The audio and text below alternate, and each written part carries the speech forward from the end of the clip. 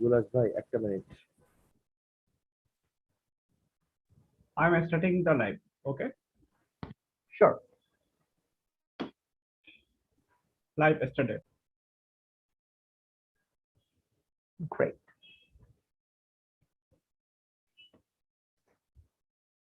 Hi everyone, welcome to the global finals of BDITF OIC 2021 global phase. I am Ahmed Tausif Jami. I'm a part of the CAP and I will be the chair for the global phase. My panels are here as well, who will be introducing themselves in a second. Oh wow, just a second. So a couple of quick rule of thumbs before we proceed. Number one, it would be helpful if the speakers at the start of their speech mentions their preferred gender pronoun plus their preferred method of taking POIs. I think that would be really helpful for everyone. Secondly, I think unless or until mentioned specifically to raise POIs through voice chat, you can always do that through text chat.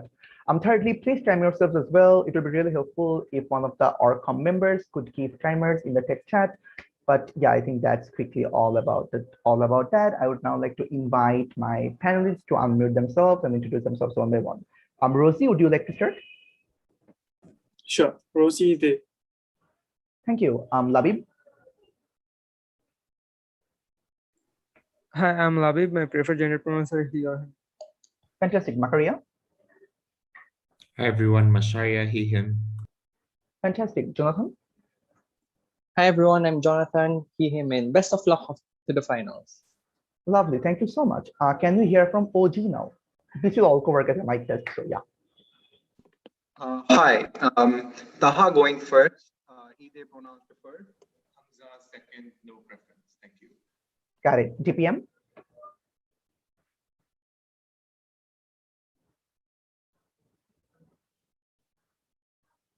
Yeah, so DPM was Hamza. He said no preferences. Great. Opening opposition.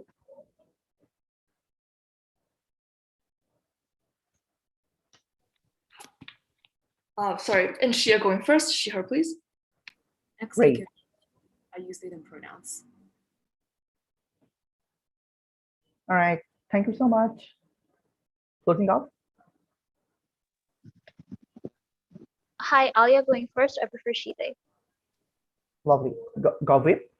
Hello, Nara going second. She, her, they, them are fine. Amazing. Closing up. Hi, this is Neil. I'll be going first. Shubham will be going whip, and pronouns are he, him. Amazing. My preferred pronouns are here. With all of that being said, I think we can start with the round. The motion for this round reads, this house believes that feminist movements in the West should refrain from getting involved in the fight for empowerment in developing nations. With that being said, Prime Minister, you have the floor. You can start whenever you're ready.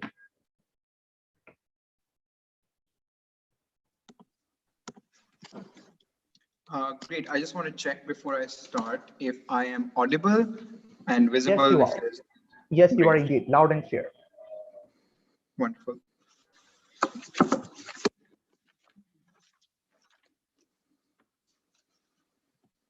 Starting my speech in 3, 2, 1. Two clarifications before I go into argumentation for this case. I think the first thing to note over here is what do we mean by involvement? Now, we're not saying that you shouldn't donate to local organizations that seek to help women, or donate to organizations like UNICEF. Like, as a global citizen who is sympathetic to humanitarian causes, we presume that you can anonymously or give small donations to these sorts of charities or organizations. What do we not stand for? What is the kind of stuff we don't support? We don't want discursive involvement of the Western feminist movement over here. We don't want any sort of alliances in terms of organizational strategizing or active logistical support where you go out and go for a BBC photo op and an interview and say, this is what's happening in that country and this is how we're helping them and this is what they should do, or even just telling them what they should do and what the ideal strategies are. We don't want that kind of involvement with these organizations. We just want you to stay away. Two arguments coming from us, but before that, just one simple thing. We accept that Western feminist organizations to a certain degree have an obligation to help these people, but the problem over here is that they don't have the capacity to. What are the two reasons for why we think that is so. Firstly, I'm going to explain to you why this is going to be bad for feminist movements in developing countries. And secondly, I'm going to tell you why this is bad for feminist movements in the West. Let's look at why this is bad for feminist movements in developing countries. The first thing to note over here is that these movements are the point at which you do photo ops with these people or so on are going to be branded as anti-Western necessarily. Now, the comparative over here isn't that they're not going to be branded, Western stooges on our side. Of course they are, but it's a difference in scale, right? It's a very visible difference where a feminist from another country comes up and says, this is the feminist I'm talking to, and this is her experience, or these are the experiences of women there, and does it like a photo op. So it's a very clear target that you're giving them. Okay.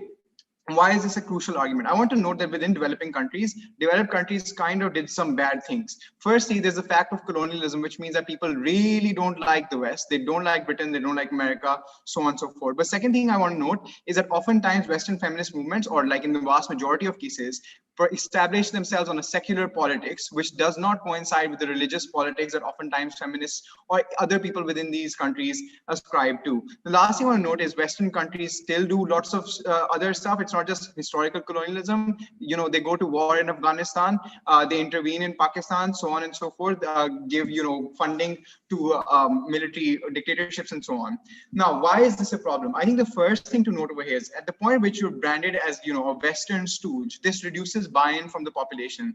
This reduces buy-in from men, sure, but it crucially also reduces buy-in from women who've been hurt by the same things or ascribe to similar values. The second thing I want to note is this crucially changes incentives of other actors as well. So for instance, if you were a government that was willing to do some local reform on a local level, which wouldn't get lots of attention, now this is going to get attention. And now you as a government are also going to be branded as a Western stooge. No government in developing countries would want to do this, especially if you look at South Asia, where you see Pakistan or even African countries, where they don't want to seem like Western stooges. This is bad for them electorally. What is the crucial thing over here then? It reduces the ability for you to get local reforms in, but it also reduces the capacity for you to get more protesters in, more donations in from local organizations, or also more people willing to join the feminist movement and enhance its discourses. This is a key argument in this round. The second thing I want to note is with regards to elite co-option that happens necessarily. I want to note that when Western feminists come in, they use their education and their language to talk about these issues and display them and frame them in a certain way. The problem here is then they set priorities for these movements because they have more power. I want to note they get more media attention, they are more respected within society, and for all these sorts of reasons where they have more capital, more resources, they are able to come and get more spotlight. What is the problem with setting priorities? But also, by the way, I just want to note that there's a bit of arrogance that we have achieved so much and therefore we know what the better strategies are. I want to note that feminists within developing countries are different in the sense that they oftentimes have cultural alliances, religious alliances, where they don't agree with issues with these feminist movements. So for instance, it is perfectly fine for you to meet a feminist within Bangladesh or Pakistan who are not pro-abortion rights, want like an Islamic interpretation, believe in family values, so on. What's the problem with elite co-option? We just think that this leads to issue erasure, where you focus on different things as opposed to things that matter. Again, this goes back into reducing buy-in for protests or funding for local organizations. But secondly, I just want to note that even if OP comes up and says, oh, these movements are going to act rationally and they're not going to do much stuff, I want to note that there's information asymmetry, which means that this is necessarily the case regardless of whether your intentions are pure. The first thing is, you as a Western feminist don't have the lived experiences of women on the ground in these developing countries. The second thing is, you have propositional knowledge, right? So you know about the issues because you watch the BBC, but the BBC is not a local news organization which is representing the views of local people. It's just an organization that's giving you a Western sort of like understanding of what's happening there. And the last thing I want to note is that your sources of contact, even within feminist movements in developing countries, are likely to be the most elite feminists who happen to come to Oxford or Cambridge for their degrees and did like a gender studies masters or whatever. So if that's the most likely point of contact for you, they are also not representative of these women. Again, this goes back to the impacts that I said. The third thing I want to note is that you cause splintering within the local movement as well. Because note, religious conservative feminists don't want to ally themselves with a movement that is secular and doesn't represent their values, but also radicals within the movement also blame Western feminists for lots of stuff like colonialism and so on, or the general power hierarchy, which erases their voices. Before I move on, I'm going to very quickly take CO. Nothing from CEO. I'm going to move on then. Okay, so in terms of splintering, why is this a problem? Because it's already a weak movement and you're going to make it weaker necessarily as a result. The last thing I want to note is you also make it difficult for these movements to call out Western movements at the point at which you're giving them active support, because the incentives for them are we must keep them on board and therefore we must not criticize them. This is a huge problem because this means that feminist discourses don't get intersectionalized to the degree that we would like them to be. And this is important for representation and representing women throughout.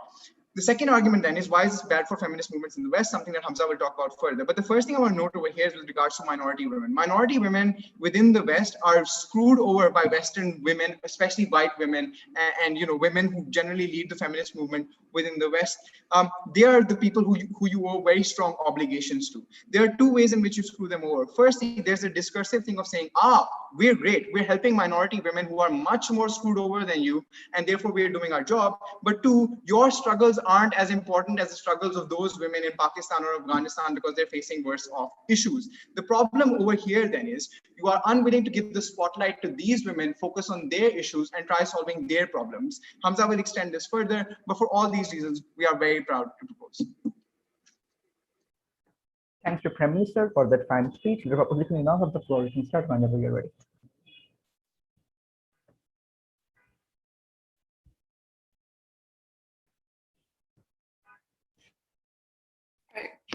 Am I audible? Yes, you are indeed. All right. Just give me 1 second.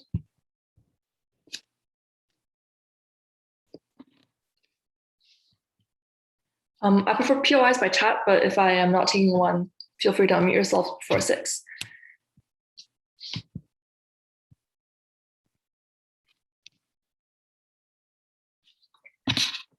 Panel, we live in a globalized world where the interconnected nature of global feminism often means that organizers on the ground in developing nations are the ones who are directly taking to social media and getting access to different kinds of resources and requesting help from Western feminist movements themselves. They're requesting for things like aid, they're requesting for things like greater media scrutiny for publicizing the issues that people are facing to a globalized audience. On opening opposition, we think it is principally wrong for any movement to refuse their cries for help for the sake of artificially preserving purity or indigeneity of these movements. I'm going to do a few things in this speech. First, just some framing and rebuttal to what we heard coming out of opening opposition before forwarding two crucial arguments. First, a principle on how the feminist movement is, on principle, a movement of solidarity, and why people in the developing world have skin in the game, why people in the developed world have skin in the game in these different kinds of movements. And secondly, why this is just going to be really freaking helpful for achieving a lot of the aims of feminist movements on the ground. So I think the framing in this debate is that feminist movements in the West are just simply not stupid. And they are more often than not responding to calls for help within the developing world itself. That is to say, they establish very solid chains and streams of donations and support once these movements express some need for it, for instance, funding for education or other things like funding for period products. Now, I want to respond to some things we heard extraneously on the idea that we're going to splinter the movement, right? That religious conservative women are going to be even more disinclined toward working with women in these countries who are more secularly based. I think that if the religious conservative faction of these movements exist, they're not going to want to partner with the secular parts of the movement in these countries to begin with, because if one faction of the feminist movement is able to accept things like abortion and another faction supports like extreme religious dogma, then they're probably already not concerned about the same things to begin with and are already splintered in the status quo. The second thing I want to respond to extraneously is the idea of the feminist movement being really controversial and under attack by conservatives, that somehow having the association with Western feminism is going to elicit conservative backlash. We think the conservative backlash will exist on either side of the house, given the fact that these conservatives have incentives to just smear the feminist movement no matter what. If they're not involved and not getting support from Western feminists, they'll find some other reason to make these things extremely controversial. So then the question in this debate exists, given that this controversy will exist, which side can better get resources to help people who need it the most? Now, two main arguments, and then some other rebuttal will be integrated. One, the feminist movement and the solidarity of oppressed women is global in nature. Fragmenting it is principally wrong and it hurts women. The first thing I want to say under this is that women and gender minorities are oppressed everywhere by the same patriarchal structures. This fact is very important because the spreading of this knowledge creates a sense of solidarity across the world. It empowers and makes the feminist movement inherently stronger because things that start in Western movements can now spread more easily to developing countries too. It also creates a sense of hope to know that other movements have walked a path you could eventually walk to empower your own population. And this is really, really good in terms of sending a signaling to your own people that this movement is viable, that there is a model somewhere that you can definitely achieve these things, even though it might be on a later time scale. The second thing to say is that there already exist very tangible links between diaspora populations and indigenous movements in the developing world. Because in the age of globalization, many women and gender minorities born in developing nations or their next generation are the ones who are living in countries like Canada, are the ones who are living in countries like Britain and America.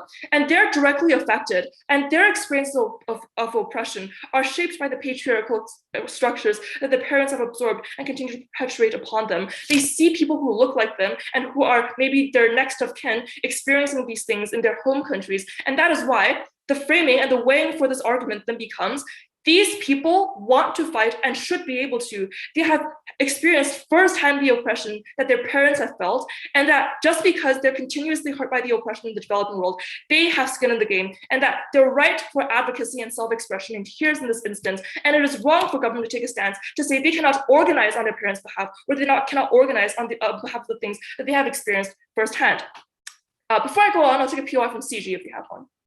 Right. The feminist movement is literally already splintered, pro-life, pro-choice, etc. Why is your principle more important than the fact that aligning with the West literally hurts the most vulnerable women in these developing countries? I think the analysis at the top still applies here, right? Which is to say, if there are conservative factions within these countries who want to target feminist movements, they're always going to do so either way, regardless of whether or not you have a Western brand attached to it. They hate the feminist movement so much, they will always do this. But more importantly, I think the principle of self-expression and advocacy is not something that this POI addresses. Next, I want to talk about why this is really, really freaking helpful. Why will this, at the first, like the high level, be executed incredibly well? One, feminist movements in the West are already intersectional in nature. The third wave of feminism had to include gender minorities and racial minorities because of the fact that the Western nations themselves were getting actively more diverse within the past few decades. They had to include women that are now becoming a really sensible part of their populations inside the new forms of advocacy. They're secondly also acutely aware of not having dominant structures because it is antithetical to the very ideals of feminism they espouse, which is equality. They have had previous experiences of being mansplained, and they actively do not want to recreate these structures of oppression. It does not mean that we are perfect, but this analysis does mean that there are channels to critique problematic individuals, and it makes the idea of the whitewashing that OG talks about very, very marginal, because even if the whitewashing exists, there are a lot of corrective mechanisms within these movements to make sure it does not overtake the entire movement. What then, given this framing, are the direct, tangible benefits that we're able to elicit on our side of the house? One, I think it looks like direct aid, right? And the framing for this section of the analysis is quite intuitive, because where's the money? It is in the developed world. It is in where the vast amount of global capital rests in the entire world. The involvement of the feminist movement from Western nations has, one, made it a goal for these feminist movements to donate quite actively, right? So even though they frame it out as, oh, we can still have anonymous donations, the scale here is simply not the same as having the entire feminist movement say this is something you should aspire toward, that you should be putting a lot of money toward doing, like, education development in rural areas in India, for instance. Secondly, it gives issues in the developing world massive publicity and makes it something that people know about and is able to advocate for on a wider scale throughout the entire world. And lastly, it develops these channels of support to redirect resources, for instance, tangible goods like period products, funding for schools, and educational programs for birth control. All of these things get massively more funding once you allow individuals within the West to be able to donate. And note, these are pretty politically uncontroversial. Like every feminist everywhere can agree that these things are really, really important. The second thing is you oftentimes reach a critical political mass, right? Because Western backlash now happens when there are really oppressive incidents, for instance, acid attacks in the developing world, that makes it so that, because of the fact that these nations, their populations have a lot of purchasing power, they're able to pressure their own governments to have a stance against these atrocities, which makes it so that people within the developing nations are emboldened to have a stance against these kinds of atrocious incidents. It makes it more okay to normalize discourse against these things, and makes it so that people in the developing world feel women in the developing world feel a lot less alone when they have active voice support from these global movements, and they feel as though they're part of something much, much bigger. Very proud to oppose. Thanks, Leader of Opposition, for that speech. DPM, you now have the floor. You can start whenever you're ready. Thank you. Can you hear me? Yep, I can indeed. Loud and clear.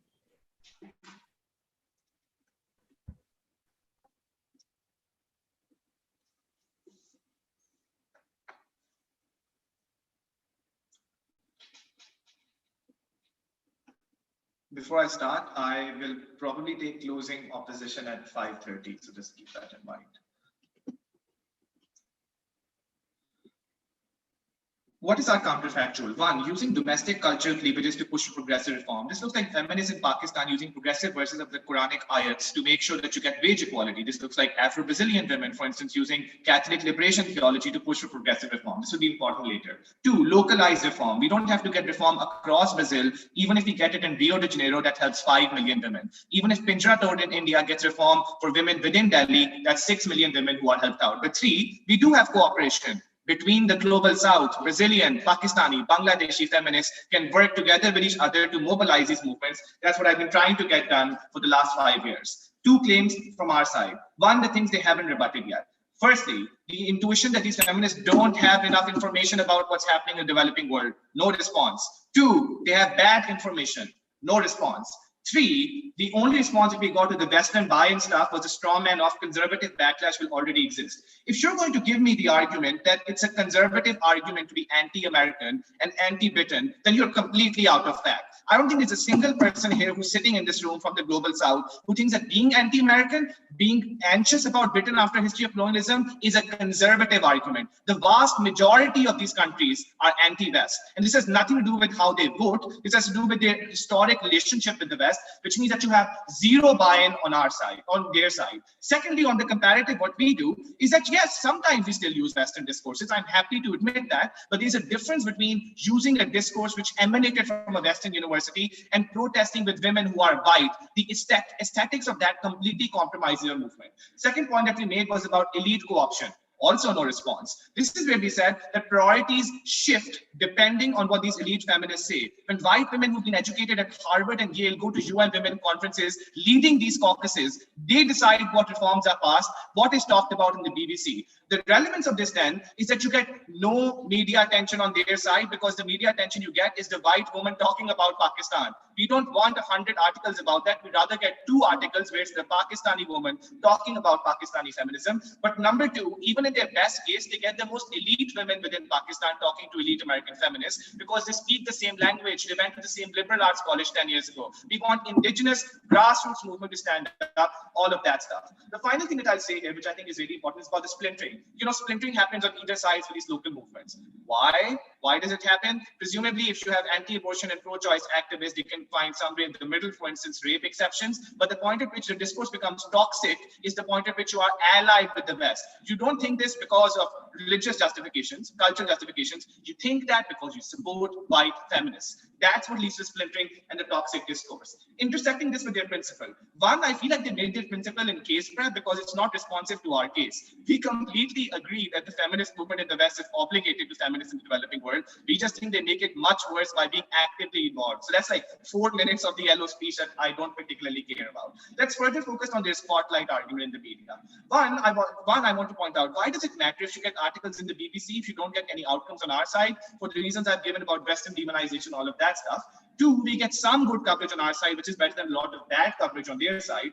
Three, bad coverage might make things worse. When white feminists come in, they want to talk about trans bathroom inclusion, which is important considering that the West has reached a stage where they can talk about that. But we're not talking about the suffragists here, but I would love for Pakistani feminists to coordinate it.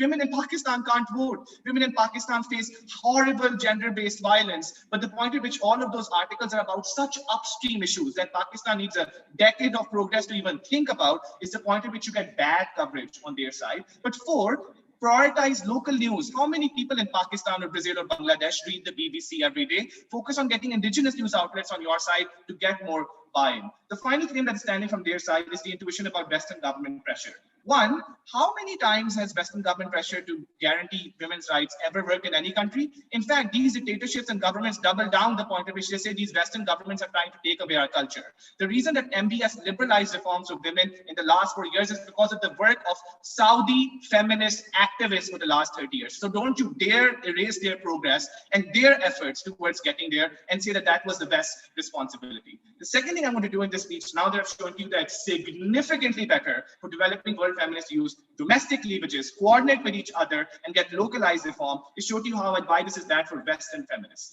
One, it gives the impression that it's all good back home. No, it's not. Systemic patriarchy exists in countries across the world. Regimes of gender violence, human trafficking in the worst case, and domestic abuse is something like half of all women in every country in the West. You won't dare give that impression that everything is okay. The point at which you start focusing on women elsewhere. Two, I want to point out is a massive minority erasure within these movements, because how many Black feminists get to participate in the Women's March on Washington while they're waving those stupid Free Palestine signs? No one, right? Because they get to get away with that and abdicate their responsibilities to Black women, Asian women in America, the diaspora that opening opposition was talking about, by saying at least we're helping people elsewhere. Even though, and this is extremely important, Western patriarchy is most directly responsible for the oppression of women of color within the West, within the West. Within that context and focusing on those women, intersectionalizing that discourse, making that movement more inclusive should be the order of the day for these Western feminists. Before I move on, I'm going to take CEO. Go ahead. How do you ever get strategy, resources, and outreach on your side to create indigenous grassroots movements? I mean, they exist. I just think this is an incredibly patronizing argument. In your own country, you have Pinjarapur, you have the National Students Indian Alliance. Like, I can talk about 5 friends of mine who are doing this in India. I don't know what you're talking about. Like, these indigenous movements exist. The problem is that they don't get coverage because people like you come in and say that we have to work with Western feminists, get on the BBC, get on the CNN, respect their work, give it credence, and they'll get there. On funding then, 2 points here. Firstly, their funding point completely contradicts their accountability point, because they're like, you know, if there's whitewashing, we can deal with it later. Really? So they're getting a bunch of money from the West, and then they can also critique them for it. Of course they can't, because the funding that you want creates a relationship of dependence, which means that you can never counter that whitewashing in the first place, inherently contradictory there. But number two, as I said to you, global concerned citizens exist. I can still donate to BRAC, I can still donate to the Grameen Bank, I can still donate to UNICEF, War Child, charities working on this. Like, feminists can still do that, they're just not actively engaged, which is literally what the motion says. But thirdly, even if they get more funding on their side towards what priorities, as I said, these priorities aren't localized and not culturally rooted. So even if they get some change, it's the change that's least relevant for these people. Panel, this is a horrible idea. We need to platform some fantastic feminist heroes within the developing world. Do not take away the spotlight from them. For that reason, I'm very, very proud.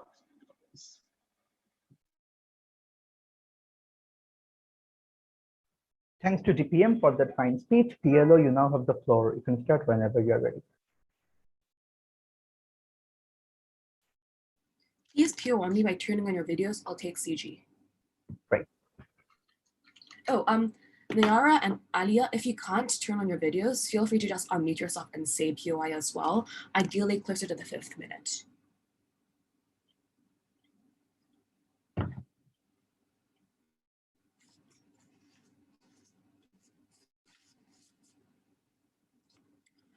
I'm going to start by talking about the change in this debate. I think it's pretty obvious that local advocacy is good, that Afro-Brazilian women should be at the forefront of the movement in their respective countries, and that I would puke blood if someone from America decided to come in and explain feminism in China to me. The thing is, though, this debate is not about whether or not one is preferable to another. This debate is whether or not we think that Western feminists should extend aid to people in developing countries in the first place. And I think the answer is roundingly yes. The reason for this is because, yes, there are really, really big reasons why local feminists have comparative advantage in many ways, in information, in connection, in wisdom, but foreign feminists also have a comparative advantage in things such as how much money they have, how much power they have with their own governments, and given the globalized nature of the world, I think that's super, super important that this option is open for them. So 3 clashes in the round. First on aid, second on choice, and third on what's important in terms of the principle. So first on aid, I think Enchia tells you a whole bunch of stuff about why there's a huge amount of tangible change that comes when you have Western feminists involved. You get direct action, i.e. the donation of millions and millions of pads and tampons to women in the developing world who cannot access them as cheaply as you can in Europe or East Asia. But second of all, you also get collective action in the critical mass. For example, the way the Me Too movement spread to China and helped us, even though it was mainstreamly spearheaded by Western feminists. And 3, just really, really uniquely, I want to say that OO and CO are absolutely right to say that the Western is is constantly fucking over developing countries. The thing then is that it's important for Western feminists to be cognizant of that and do their best to hold it in check. For example, campaigning against human trafficking, which is often from developing countries to developed countries and requires action from the richer country in order to prevent it as well. Two responses from OG. First, the idea that global concerned citizens can still do all of these things. Two responses. The first, this is a really soft stance that I think undercuts all of their analysis on how it's bad to independence. But second one, more importantly, yes, you have some donation on your side. We have substantially more. The reason for this is for a few reasons. The first is awareness and visibility, i.e., even if you could in theory denote, if this isn't on the BBC as they deride so much, we literally don't know that gender-based violence is happening in India, happening in China, happening in Hong Kong, and therefore it's impossible for many people who have the money to do it in the first place.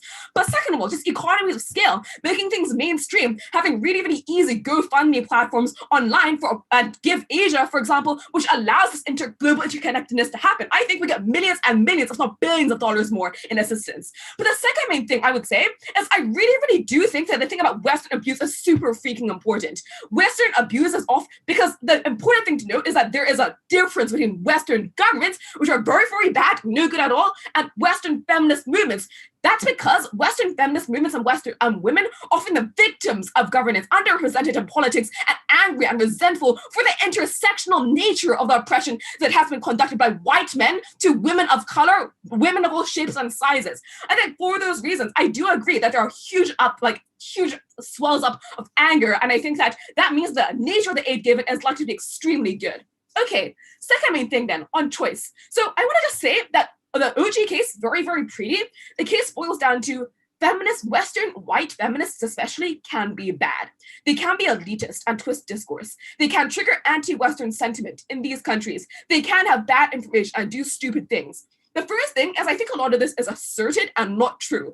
The reason for this is because we want to be very, very nuanced about what Western countries are like, because I think that the separation between the Western governments and Western feminist movements means I think lots of people are very, very sympathetic towards feminist movements in the West. That's why there was such a huge sense of solidarity in the Me Too movement. But the second main thing is, I agree in some cases, it is just objectively true that there are really, really bad eggs. The thing is though, that given that, the most important thing is to allow these developing countries to choose which forms of aid they would like to accept.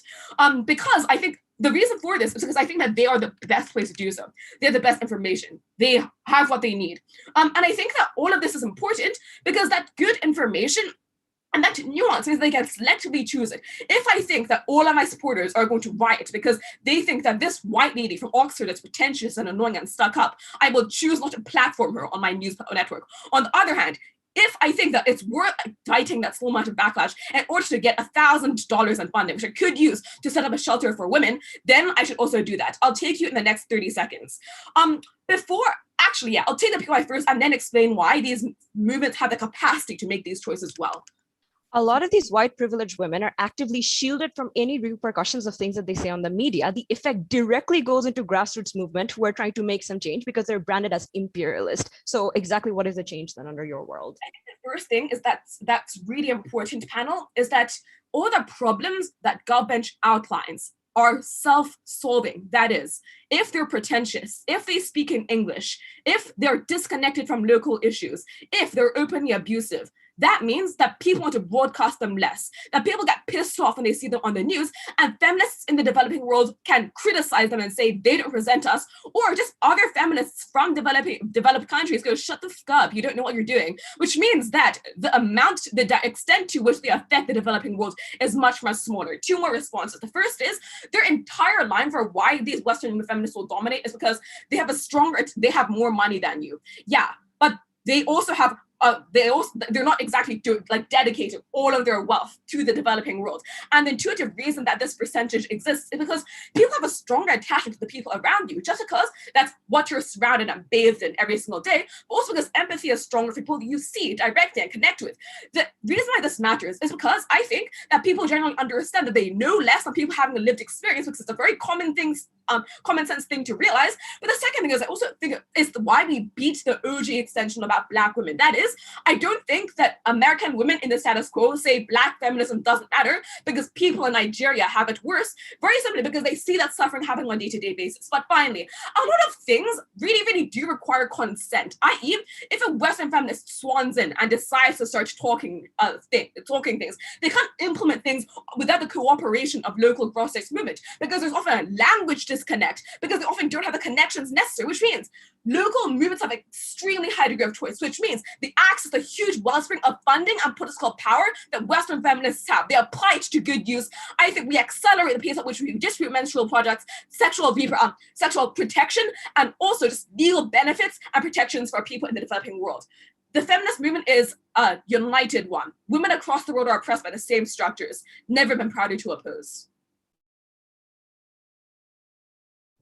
Thanks to GLO for that fine speech. With that, we conclude the debate in the upper half. Now we start in the closing half. Member of Parliament, you have the floor. You can start whenever you're ready.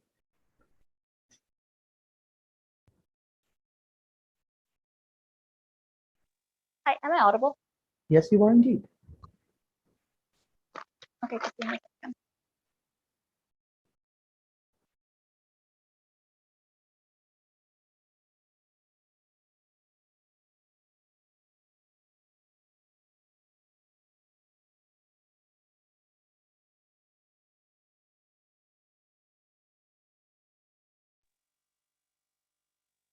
Okay, so if anyone wants to ask a POI, you can just ask in the chat. I'll probably take it after 5.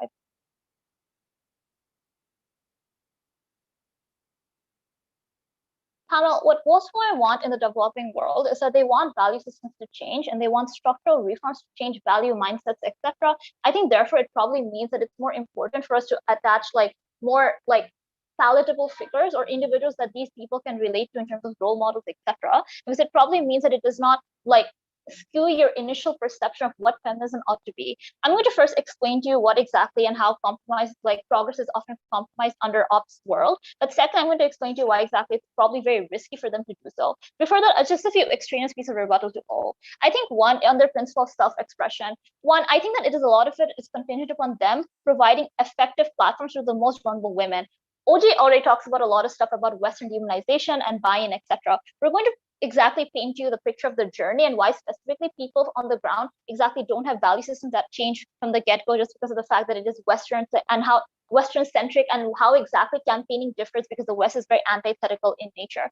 Firstly, I think that one, the principle of self-expression often ignores the fact that even solidarity relies upon opposing or a large splintering of the feminist movement in and of themselves. So for example, it means that under their world, women essentially who are on the minority, who is more opposed towards what Western feminism stands for, cannot essentially be opposed to what their narrative is to begin with. I think it probably means that white women who already have a lot of political capital, economic capital, do not listen to these individuals because they already have established brands of feminism within their own countries and they already have a lot of liberties, etc. Don't actually have an incentive to listen to these individuals. So solidarity actually comes at the compromise of actually allowing a lot of vulnerable women to express themselves, because not only do you create a cycle of dependency, but I think it's more so because of the fact that these individuals don't actually have a huge amount of backlash, as was raised in our POI. But the second thing is that because these white women are not proximate to the amount of struggles that brown women face on a daily basis, they can necessarily just only advocate for people who are palatable in nature. CG says that backlash will be very high, that will incentivize them to kind of create structures and have individuals who are much more important in nature, which means that you're probably going to have people who are much more aligned with local values. I don't think that's the case. One is that I think most people in the West actually have antithetical narratives and incentives to begin with. This is because, for example, because they have a different mindset of what feminism ought to be. For example, the fact that they don't essentially think that issues pertaining to skincare, skin stigma, etc., exactly what brown women face on a daily basis in terms of fair and lovely, etc. These are things that these individuals don't face on a daily basis. But second, it's I think also the fact that these are individuals who are much more aligned with their Western governments to begin with. So they're more aligned with the objectives and values of what their governments and their structures and their political MPs, etc., want in their own countries. So probably not go for something that is going to be controversial in nature and supports things like Islamic feminism. So there's something the West in general and the more affluent politicians in the West actually are opposed to, because they don't actually want these things to begin with. I think it probably means that these individuals have less of an incentive to care about actually talking about like Islamic feminists or having individuals who are much less palatable in nature. What O says is that, like, apparently conservative feminism, they will probably be rejecting it regardless. We're going to prove to you why that is so problematic, because it skews like the internal and the initial perception people have of feminism to begin with. Firstly, in terms of the compromise for progress, I think what was missing in terms of top half is that right now, the alternative ways of funding that exist is on the fact that states actually provide a lot of support in terms of NGOs like BRAC or also existing, and the fact that these are individuals who actually have a lot of activists on the ground. So on the comparative, we still have like people from Bangladesh called Wasifa Nazreen, who's essentially advocating for a lot of involvement in terms of like women in particular, and women who are more culturally aligned with our perceptions and values.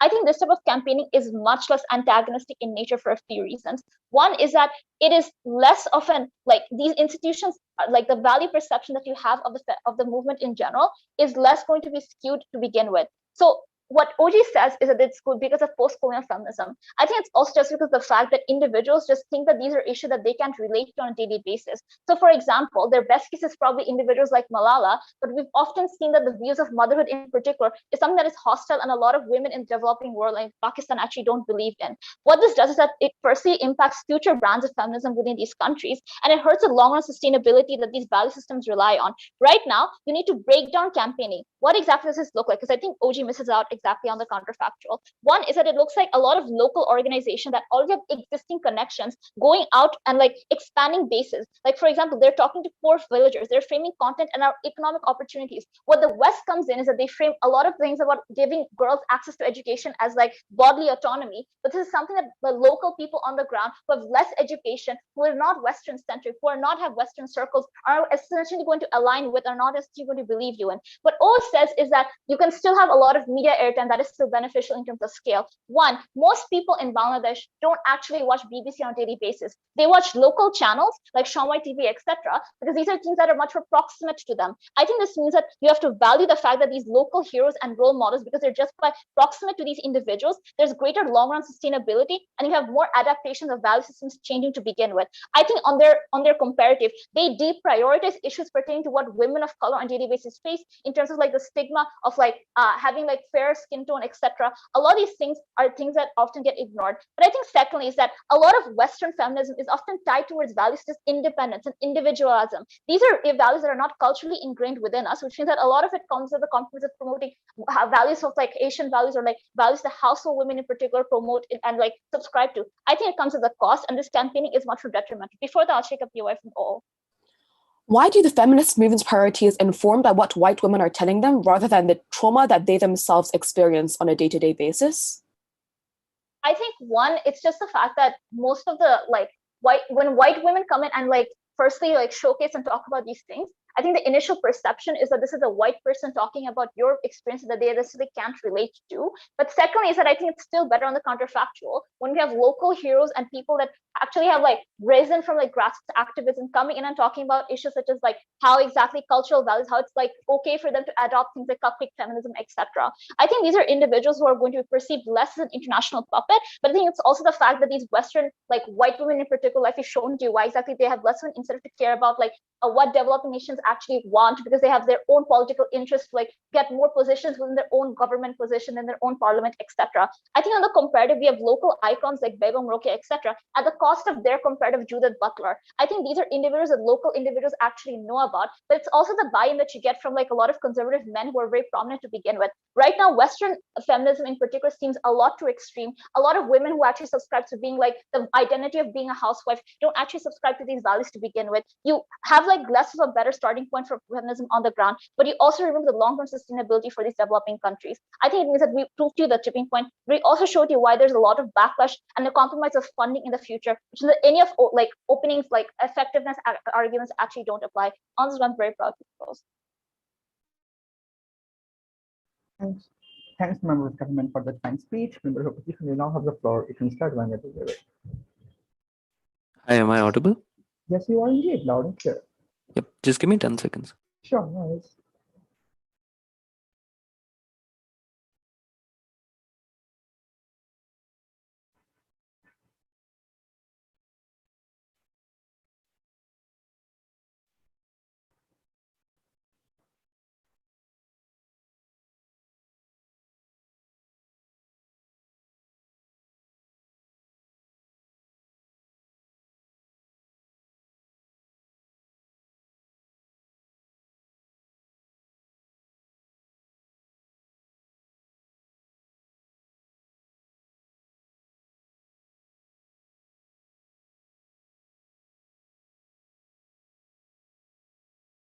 Yep, I'm just setting up my timer. Is there any background noise that's... Nope. Okay, All right. cool. Let's...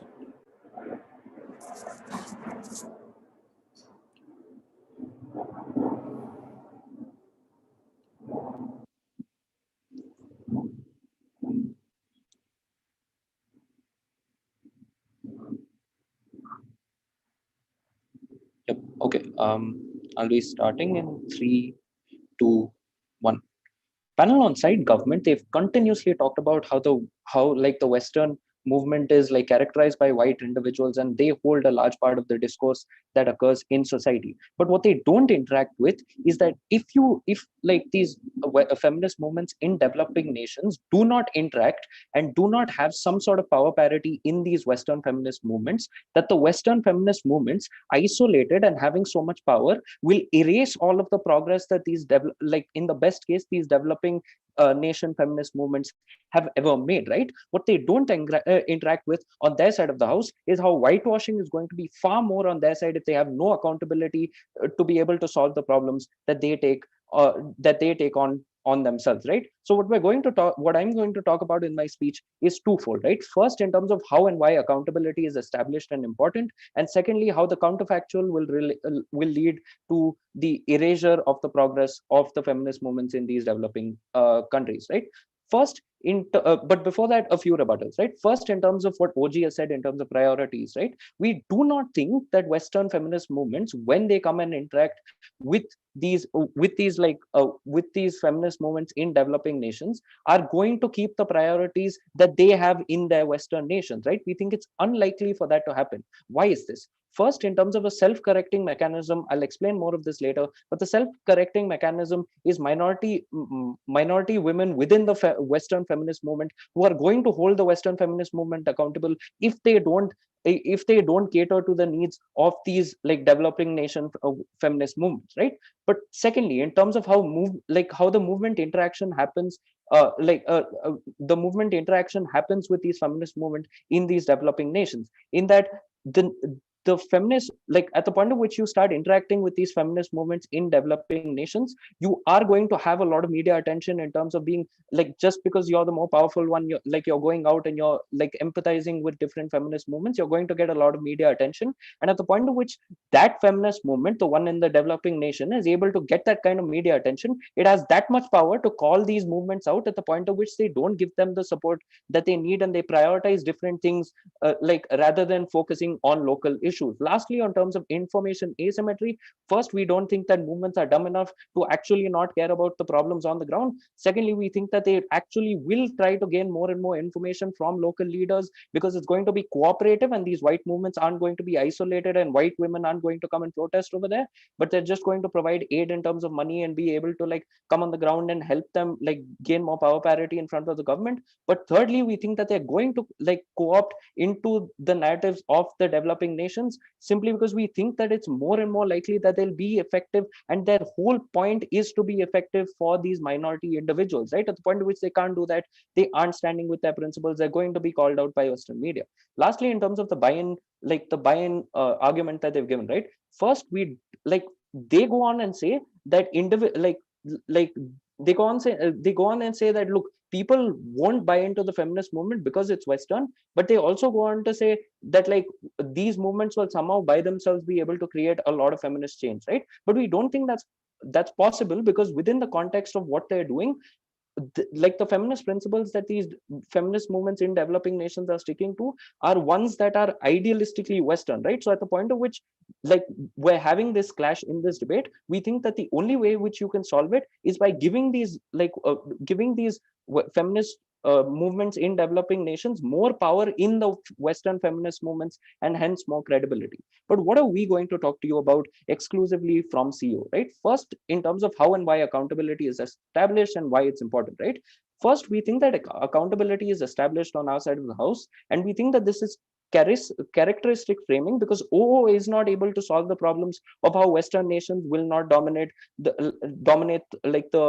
like the movements given the power parity, right? But we're going to tell you that first, accountability is established at the point at which you say that you are involved. How does this occur? We think that a lot of the benefits that come with being a Western feminist movement is the kind of news, like the Western media that you that like is all around you and is able to like throw your concerns out and like help you with legislation and stuff like that, right? At the point at which you start co-opting and like you start saying that you're going to help these feminist movements in other nations, you are going to be called out at the point of which you don't do that and you don't prioritize what they're saying, right? So at the point of which like you go on to these nations and in the worst case you say that, look, we're going to focus on like having trans-specific bathrooms instead of saying that we're going to help with like the major like gender like the women genocide that is occurring in those nations. We think you're going to get called out for not being effective. One, we think that this is counterintuitive in terms of how this feminist movement wants to work, hence their priority is to benefit them. But secondly, we think that this accountability is able to give more and more power to these like feminist movements in developing nations simply because they get more and more power, get more and more media attention to be able to have some sort of credibility in the global platform. We don't think in the local platform on either side you are able to establish any sort of credibility because you in and of yourself by government's characterization are seen as Western. But at the point of which you have the help of those Western movements and those Western movements that are seen as so powerful and so like world changing come and help you with your narrative and say that your narrative is actually good, we think that you get a lot of credibility to be able to bring about legislative change. No, I won't be taking the POI. Secondly, we think that in the counterfactual, we think that the counterfactual on their side of the house is how the feminist like movement is going on today, in that white people will dominate exactly like all of the discourse that is occurring. So the erasure will happen at the point of which you don't interact and you aren't able to hold these like Western feminist movements accountable. All of the narratives that are going to go out into the world, even in your nation, and to the conservatives that are going to skew the narrative, is that women are getting progress, right? So at the point of which, in your best case where you're able to get some progress, conservatives in your own country or the government leaders in and of themselves are going to say that, look, your feminist movement and the feminist movement that represents everyone in the world and has the most power is actually saying that you're getting progress and we don't think we need to help you. But at the point of which you have accountability, you can remove that erasure and say and have a lot of power in terms of the news media narratives that you can hold. But secondly, we think you're worse off because you don't have the ability to get support from these movements and you lose a lot of credibility in and of itself. We think that it's problematic when that occurs. Lastly, we think that the minority self-correction is something that can maintain the accountability, because these Western feminist movements are incredibly like vulnerable to minority individuals coming and calling them out for not standing for the only thing that they stand for, which is women equality. At that point, we think we've provided a clear analysis by which we take down all of government's arguments, but also provide you a very effective mechanism by which these feminist movements are able to go further. Very, very proud to oppose. Thanks to a member of opposition for that fine speech. Government Whip, you now have the floor. You can start whenever you're ready.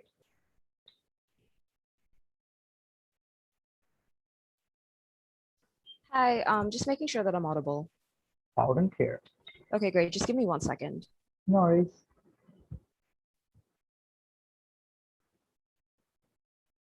Great. Hi, can you see me? Yep, clear. Okay, great.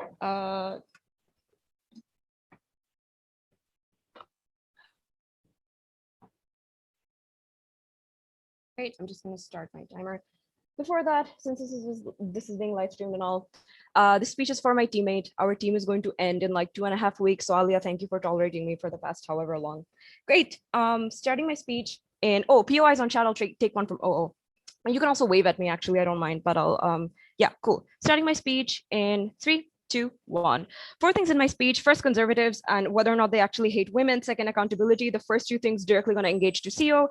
Thirdly, solidarity. And fourthly, dangerous allyship. The last 2 things are going to engage to OO, weighing with OG within my speech. First, let's talk about conservatism and like how we actually get change. And this is crucial because I think OG has a lot of stellar impacts, but I think Alia is the only one that actually mechanizes a lot of those impacts by showing you how those grassroots movements actually occur. So let's answer the question about whether or not conservatives actually hate women. I think OO brings it up is that you are going to hate women regardless. And I think CO is someone like is a team that expands on it with regards to how you're not going to get buy-in. Here's the crucial framing, right? We don't necessarily think that conservatives hate women. Conservatives just hate radical change. That means as long as your feminism is always going to be attached to the West, it is always going to be seen as something that is radical, and that is specifically something that conservatives hate. If conservatives hated women, there would be no such thing as obligatory like primary school shape for women in a lot of South Asian developing countries. If they hated women, there would be no such thing as grassroots NGOs actually working towards alleviating a lot of suffering for women. We have NGOs that also provide things like free pads to a lot of women in rural areas in Bangladesh as well. The only change that has happened is specifically because in a lot of South Asian countries, conservatives are not necessarily opposed to women empowerment.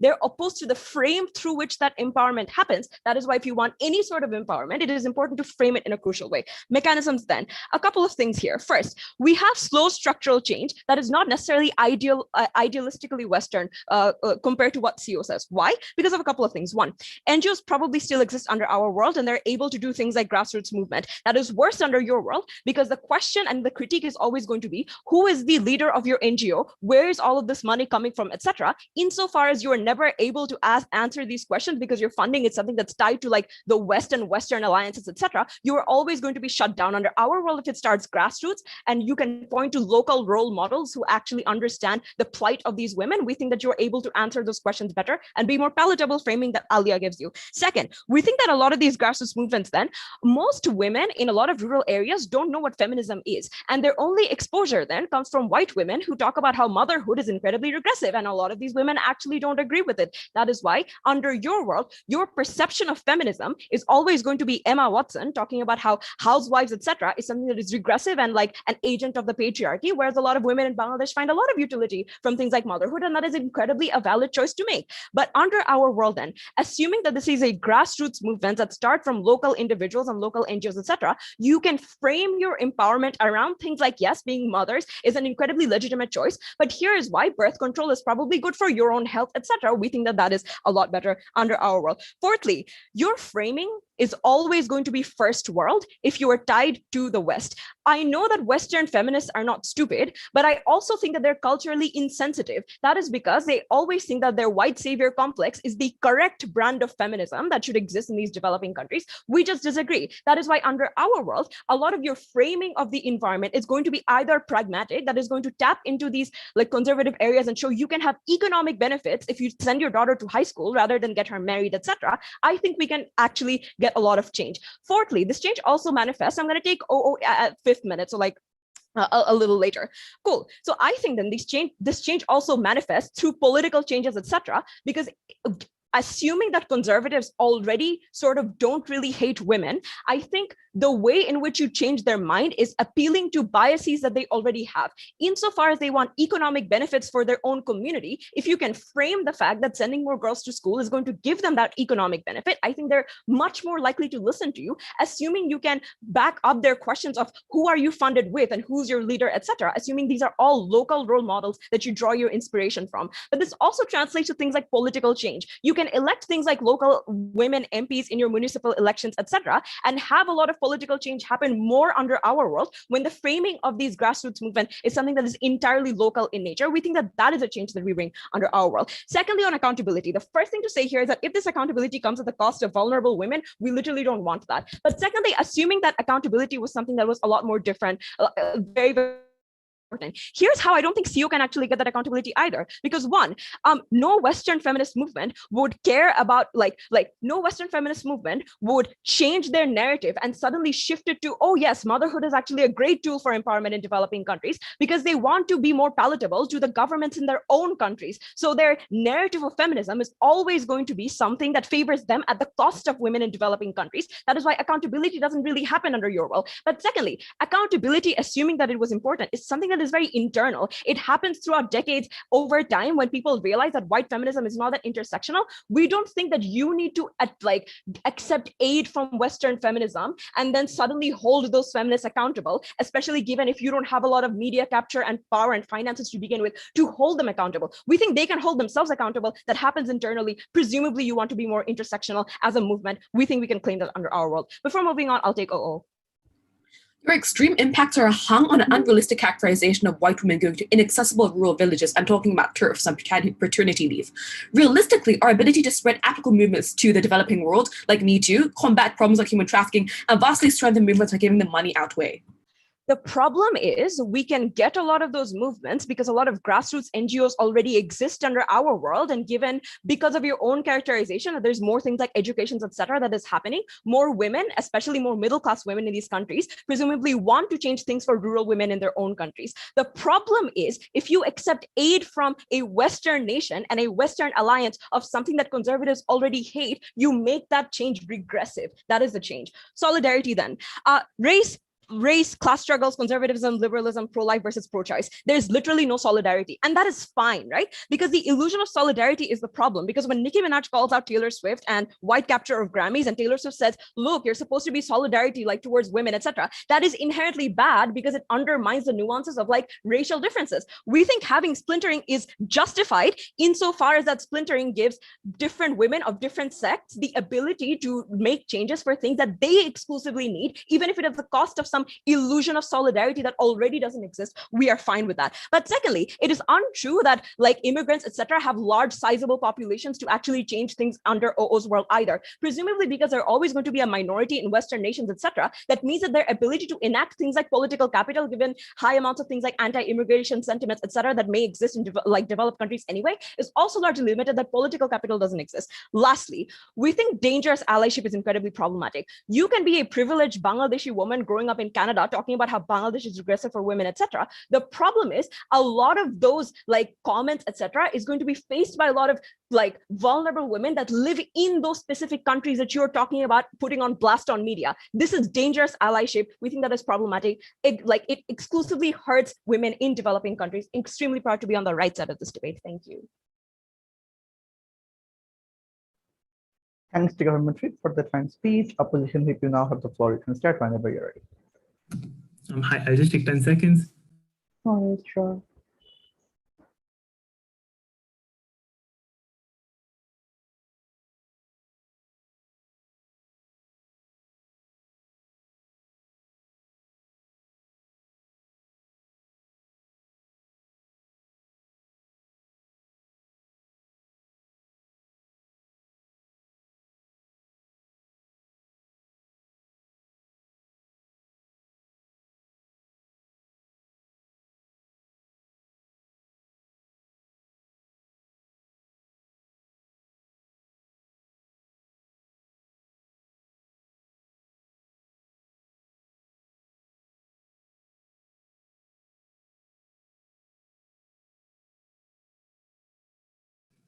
Hi, can someone confirm if I'm audible?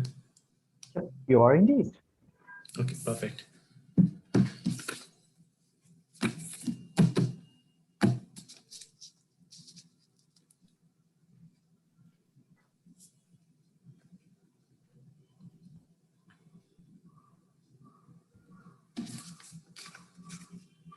Okay, starting in 3, 2, 1.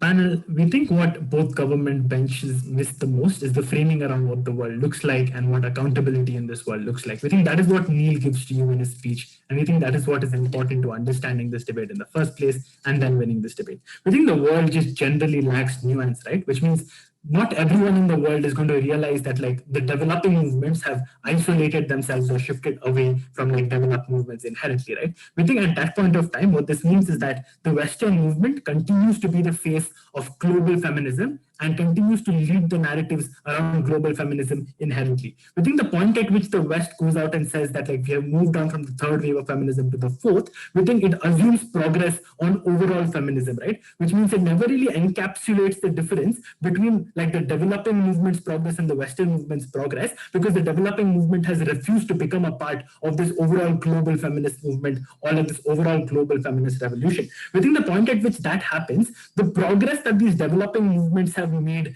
get erased, and you have no accountability metrics to go ahead and call out the global Western feminist movement because you've refused to be involved with them in the first place. We think that is the kind of framing under which accountability becomes so important, because the point at which the Western movement goes out and says that, oh, we are now going to fight for equal pay, all your progress in terms of fighting for basic sanitation is now nullified, and people can tell you like, oh, aren't you fighting for equal pay now, right? I think the difference on our side of the world, the point at which you're involved with Western feminism in the first place, is that you can call out the Western movement when they say that, oh, we are going to fight for equal pay because we have finished the third and fourth wave, right? We think the difference now is you can hold them accountable because you are a stakeholder of global feminism who actively participates in like conversation surrounding global feminism in the first place. This is why Neil's characterization around this was so important, because we think irrespective of what either side debates, Western feminism continues to be the face of global feminism. Like pop culture narrative surrounding feminism is still driven by Western feminism. Then it becomes your decision if you want to be part of this outreach program, if you want to enjoy the aid and benefits of Western feminism, and if you want to call them out when they don't talk about your problems when they're giving like a UN speech, right? I think the ability to call them out specifically exists on closing opposition because you are now a stakeholder of Western feminism. Quick responses to OG and CG before I move on to like show you why we take it over OO, right? First off, I think OG shoots themselves in the foot where they go ahead and say that like, oh, we will allow donations, but we won't allow things like strategy and logistics, because inherently their argumentation surrounds this framing that people hate the West, which means if you continue to accept donations from the West, you will still get the same amount of hatred. But secondly, right, their entire case is surrounding this idea that people hate the West. Hence, if you buy into something that the West is doing, people will hate you too. We think that the far right is still going to hate you either way because they think that feminism is an inherently Western concept in and of itself, right? We don't think that conservatives hate women, but we think conservatives hate the word feminism because they associate it to everything that is Western in and of itself, which means they will still impede your progress on either side of the world, whether or not you're related to like the Western movement in and of itself, which means like you would rather enjoy the kind of aid, resources, and strategy which you can gain from the West, the kind of outreach you can gain from the West, because conservatives on either side of the world will give you shit for it. But secondly, right, and like this is an argument which is sort of equal on both CG and OG, because CG's entire case is sort of a glorified argument about whitewashing within the global feminist movement in and of itself. It's something that OG already argues. We tell you right from Neil's speech that whitewashing is actually much worse on their side of the house, because now the Western movements can just get away by not talking about your problems when they represent when they represent global feminism on like platforms such as like United Nations or like extremely important media channels in the first place. We think the difference then is that they can erase your progress, the point at which you aren't involved with them, because you have no mechanism to go ahead and hold them accountable and ask them, oh, why didn't you talk about our problems? You have no mechanism to go out and call out Western feminism for being an unrepresentative face of global feminism. You can tell them that, look, this is against the principles of feminism. We have always fought for equality or like representation and inclusion, but the point at which you don't talk about our problems, you're violating all these principles, right? All of these avenues of call out, all of these avenues of representation exist exclusively on closing opposition in and of itself. But secondly, right, if this idea then is going to be about this alternative, which is indigenous grassroots movements, we think that opening government has somehow replaced analysis and like mechanism with examples, right? We don't think naming a few grassroots movements is enough analysis for like why and how grassroots movements work in the first place. We think clearly like CG did a better job. We're going to deal with that in the later stage of my speech. But secondly, right, what does CG then talk about, and why do we think they too fall out of this debate with regards to us? First, we think like it's not just the idea that their extension is very, very similar to what like OG has already said, or that it's just like a glorified whitewashing argument in the first place. But second, right, we tell you that if then the argument from their side that comes out is going to be that, that like feminism in developing nations are going to like just fall for what white feminists are asking them to do. We don't understand why that's the case, right? First off, we've already told you why call-out mechanisms exist, which means that like developing feminist movements can call out white feminism for not talking about their problems. You see this regularly when like black feminism in the United States calls out like white leaders of feminism for not representing their problems in the first place. When they call them out for like not talking about things like sanitation and like stepping out of gender roles in and of itself, right? But secondly, right, the reason that these call-outs will be taken seriously is because feminism sells on inclusion. Feminism sells on being able to represent yourself, and the point at which they stray away from their principle, they've lost the kind of purity they've always stood for. We don't think feminists will do that. Before I move on, POI from OG. Your extension assumes that the developing world feminists will be able to take on white feminists with generations of education and financial privilege and beat them at their own game. That's probably why O didn't make this argument, by the way. It's pretty hard to make. I'm not sure if you were listening, but I never said they will either beat them on their own game or become the most powerful force of feminism. I just said that they can hold the global feminism movement accountable to make them listen to your problems in the first place in and of itself, right? Because we don't think that feminists or like white feminists are going to try to cut you out in any way, right? We think they too have incentives to listen to you, because to continue being the face of global feminism, they have to go out there and justify why they are the face of global feminism, right? The point at which they're getting criticized regularly by like developing nations for not being representative enough, we don't think that like Western feminism can hold on to the kind of power they have, which means they have incentives to go out and listen to you in the first place. You should have listened to Neil's speech. Lastly, what's our difference from opening opposition and like why do we take it over them? We think opening opposition's large chunk of argument is contingent on saying that like resources and like aid from the West are good. We agree, right? But we don't think they ever like talk about this idea of accountability at all, which is the key factor that differentiates opposition bench from government bench in the first place. But we don't even think they mechanize things like outreach or like how pop culture and like the global feminist movement plays into this in and of itself. We think they've easily taken this debate. Extremely proud to oppose. Thanks to Opposition Whip for that fine speech. With that, it concludes this debate. Thanks everyone for a wonderful debate. I think I and the panels, we will go on for a deliberation. I think we can close the recording for now. I'd like to as well. So I think could the outcome tell us whether it would be helpful for us to discuss deliberation to get on Zoom, or would you rather we have it on Discord? Like, is there any preference from outcome? If not, we can all hop back on Discord and discuss.